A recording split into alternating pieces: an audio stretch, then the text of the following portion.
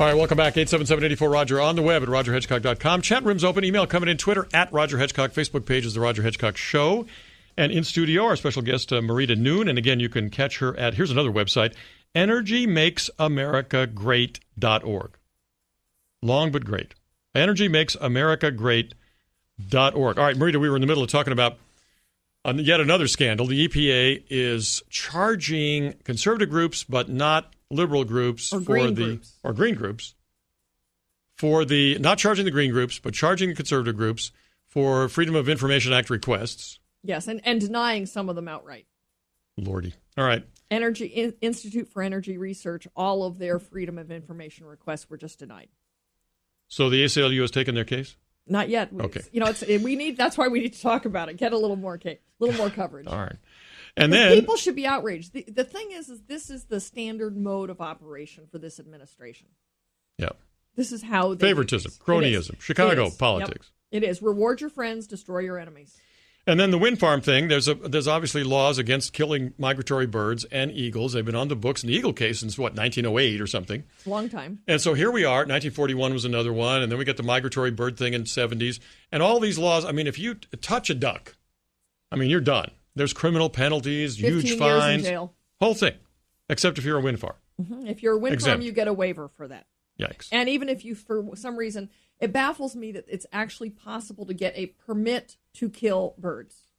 Yeah, what's that? Where's PETA? Exactly. And well, actually, some of the bird kind of organizations are really up in arms about this. And this is where the numbers are coming from, of the number of bird kills from wind farms. And they really are, some of them are very up in arms about it.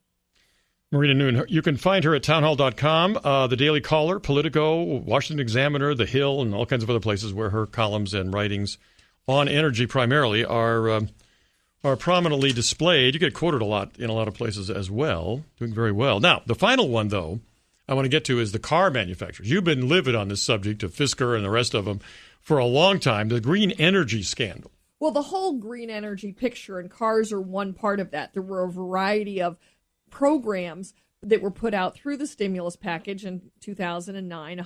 Almost $100 billion in taxpayer dollars were allotted to go to green energy programs. And as you know, Roger, Christine Lakatos and I have been for the last year researching this topic extensively. And in fact, on my website, energymakesamericagreat.org, I have a whole section specifically dedicated to what I call the green energy crony corruption scandal. And we found that about 90% of the groups that got this money, the companies that got the stimulus funding for green energy projects, which includes cars, which includes solar panels, and a variety of different things, about 90% of them have direct connections to President Obama, the White House, or other high-ranking Democrats. In the campaigns. Yes, and a lot of them are campaign donors, bundlers that have been rewarded with high positions. One of the most startling to me was Jack Lew, who's now head of the Treasury, who was with Citibank, and he was only with Citibank for 9 months, got a huge bonus from Citibank after being there for 9 months because he went from Citibank to the White House. And Citibank was like, ooh, goody, we love that, so we're going to give you some extra money because you are going to be in the White House and you're going to be able to influence decisions. Yeah, we've seen a lot of that revolving door stuff in the defense industry as well, but Obama's taken it like a lot of other things where there's been some corruption in the past. He's taken it to new heights. Whole new level. And as these other scandals, Benghazi, as we've talked about, the IRS, the AP, the EPA, the wind farm story, all of these scandals just indicate a specific mode of operation. This is their pattern. This is how they do things. And again, they reward their friends and aim to destroy their enemies. Solyndra wasn't an isolated case either, was it? No, that's only the most popular. Fisker, that we were talking about earlier, looks like it's going to be the second largest loss of taxpayer dollars of any of these bankruptcies. In fact, just a week or so ago, Christine went in and upgraded the list of companies that have gone bankrupt or that are facing difficulties that received stimulus funding through the variety of programs that are out there.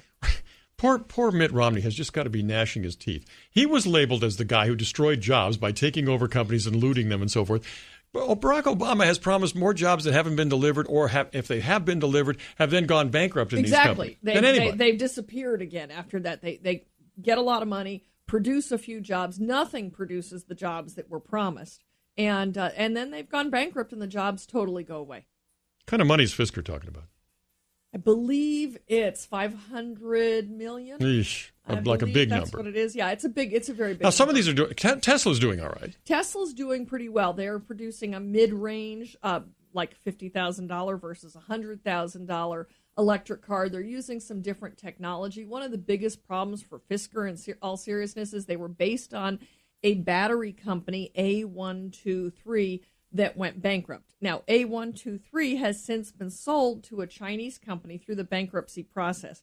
And I just love this. I don't know why I find this so funny, but part of the regulation of the sale said you have to change the name of this battery company. So instead of A123, they're now B456. No, they aren't. They are. And I don't know why I find that so funny, but it just cracks me up that that's what the Chinese company that bought them.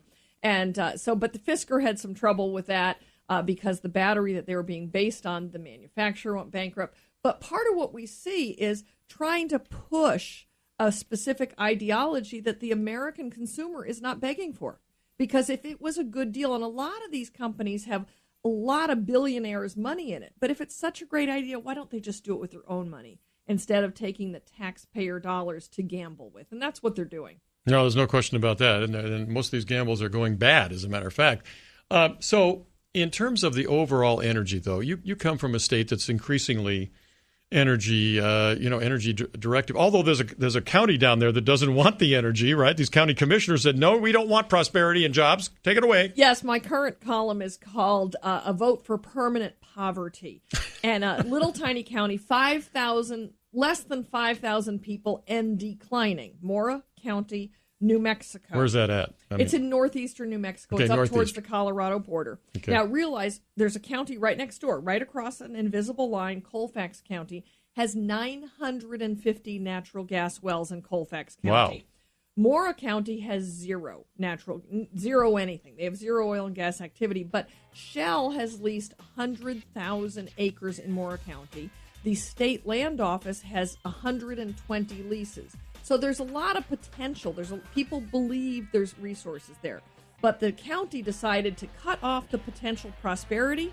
And on end of April, they voted to permanently ban oil and gas drilling in Mora County, New Mexico. Unbelievable. Marita Noon with the latest. Ladies and gentlemen, you can find out more of her writing, again, at energymakesamericagreat.org.